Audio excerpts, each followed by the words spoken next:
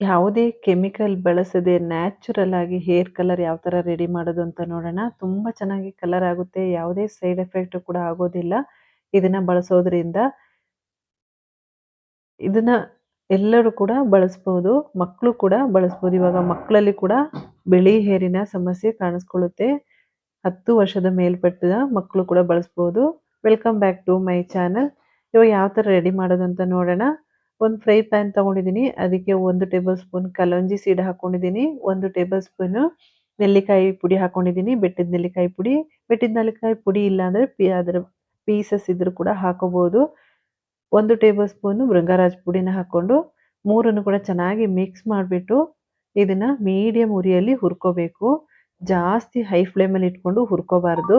ಆದಷ್ಟು ನಿಧಾನವಾಗಿ ಹುರ್ಕೊಳ್ಳಿ. ನಿಧಾನಕ್ಕೆ ಕಲರ್ ಬರಬೇಕು.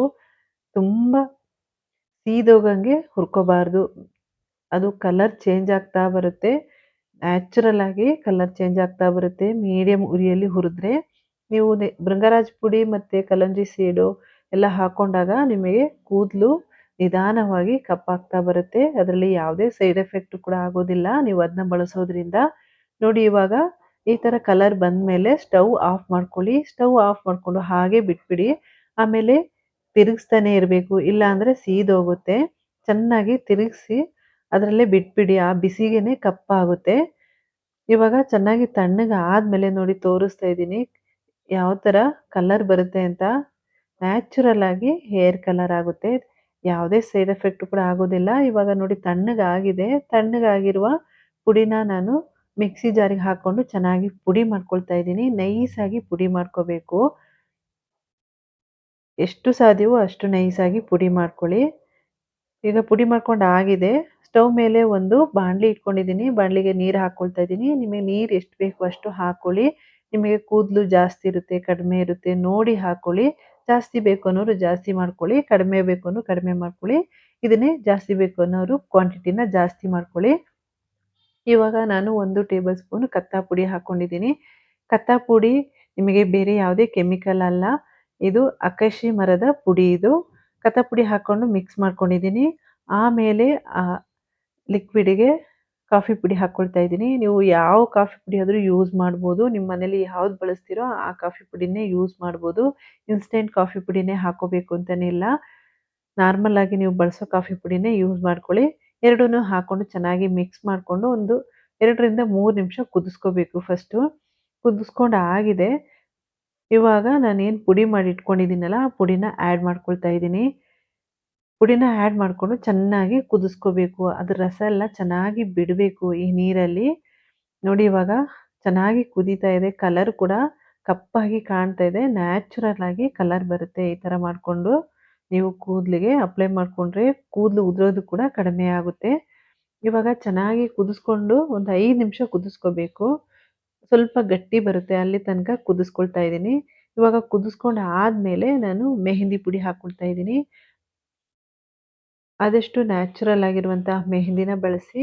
ಇಲ್ಲ ನೀವು ಮನೆಯಲ್ಲೇ ಪುಡಿ ಮಾಡಿ ಇಟ್ಕೊಂಡಿರುವ ಮೆಹಂದಿ ಪುಡಿನ ಕೂಡ ಯೂಸ್ ಮಾಡ್ಬೋದು. ಮೆಹಂದಿ ಹಾಕ್ಕೊಂಡು ಇವಾಗ ಸ್ಟವ್ ಆಫ್ ಮಾಡ್ಕೊಂಡಿದ್ದೀನಿ. ಚೆನ್ನಾಗಿ ಅದಕ್ಕೆ ಮಿಕ್ಸ್ ಆಗಬೇಕು.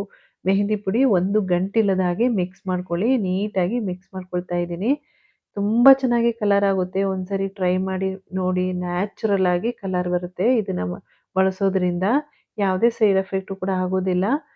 ನೋಡ್ತಾ ಇರ್ಬೋದು ಕಲರ್ ಕೂಡ ಯಾವ ತರ ಕಾಣ್ತಾ ಇದೆ ಅಂತ. ಇದು ಒಳ್ಳೆ ಒಂದು ಹೇರ್ ಪ್ಯಾಕ್ ಅಂತಾನೆ ಹೇಳ್ಬೋದು. ಅಷ್ಟು ಚೆನ್ನಾಗಿ ಕಲರ್ ಬರುತ್ತೆ. ಚೆನ್ನಾಗಿ ಮಿಕ್ಸ್ ಮಾಡ್ಕೊಂಡಿದ್ದೀನಿ. ಮಿಕ್ಸ್ ಮಾಡ್ಕೊಂಡು ಇದು ತಣ್ಣಗಾಗಕ್ಕೆ ಬಿಡಬೇಕು. ನೀವು ಒಂದು ನೈಟ್ ಬಿಟ್ಟು ಕೂಡ ಯೂಸ್ ಮಾಡ್ಬೋದು. ಇಲ್ಲ ತಕ್ಷಣ ಬೇಕು ಅಂದ್ರೂ ಕೂಡ ಅಪ್ಲೈ ಮಾಡ್ಕೋಬೋದು. ಯಾವುದೇ ತೊಂದರೆ ಆಗೋದಿಲ್ಲ.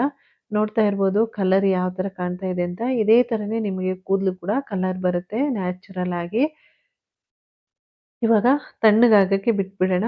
ನೋಡಿ ಇವಾಗ ತಣ್ಣಗಾಗಿದೆ. ತಣ್ಣಗಾದ್ಮೇಲೆ ತೋರಿಸ್ತಾ ಇದ್ದೀನಿ ಯಾವ ಥರ ಕಲರ್ ಕೂಡ ಚೇಂಜ್ ಆಗಿದೆ ಅಂತ. ನಿಮಗೆ ತುಂಬ ಡಾರ್ಕ್ ಬೇಕು ಅಂದರೆ ಒಂದು ನೈಟ್ ಬಿಟ್ಟರೆ ಜಾಸ್ತಿಯಾಗಿ ಕಪ್ಪಾಗುತ್ತೆ. ನಾನು ತಕ್ಷಣ ಅಪ್ಲೈ ಮಾಡಿ ತೋರಿಸ್ತಾ ಇದ್ದೀನಿ. ನೋಡಿ ಇವಾಗ ತಲೆಯಲ್ಲಿ ಬಿಳಿ ಕೂದಲು ತೋರಿಸ್ತಾ ಇದ್ದೀನಿ ಯಾವ ಥರ ಕಾಣ್ತಾ ಇದೆ ಅಂತ. ಎಲ್ಲನೂ ಕೂಡ ನೀವು ಕ್ಲೀನಾಗಿ ಕೂದಲಿಗೆ ಅಪ್ಲೈ ಮಾಡಿಕೊಂಡ್ರೆ ನ್ಯಾಚುರಲ್ ಆಗಿ ಕೂದಲು ಕಪ್ಪಾಗುತ್ತೆ. ಫುಲ್ ಎಲ್ಲ ಕಡೆನೂ ಹಾಕ್ಕೊಳ್ತಾ ಇದ್ದೀನಿ. ಹಾಕೊಂಡು ಆದ್ಮೇಲೆ 2 ಗಂಟೆ ಬಿಟ್ಟು ಬೆರೀ ನೀರಲ್ಲಿ ತೊಳ್ಕೊಳ್ಳಿ. ನೆಕ್ಸ್ಟ್ ಡೇ ಎಣ್ಣೆ ಅಪ್ಲೈ ಮಾಡಿಬಿಟ್ಟು ಶಾಂಪ್ ಮಾಡಿಕೊಂಡ್ರೆ ಕೂದಲು ತುಂಬ ಚೆನ್ನಾಗಿ ಕಲರ್ ಬರುತ್ತೆ. ಯಾವುದೇ ಸೈಡ್ ಎಫೆಕ್ಟ್ ಆಗೋದಿಲ್ಲ. ಆದಷ್ಟು ಮೈಲ್ಡ್ ಶಾಂಪೂನ ಬಳಸಿ.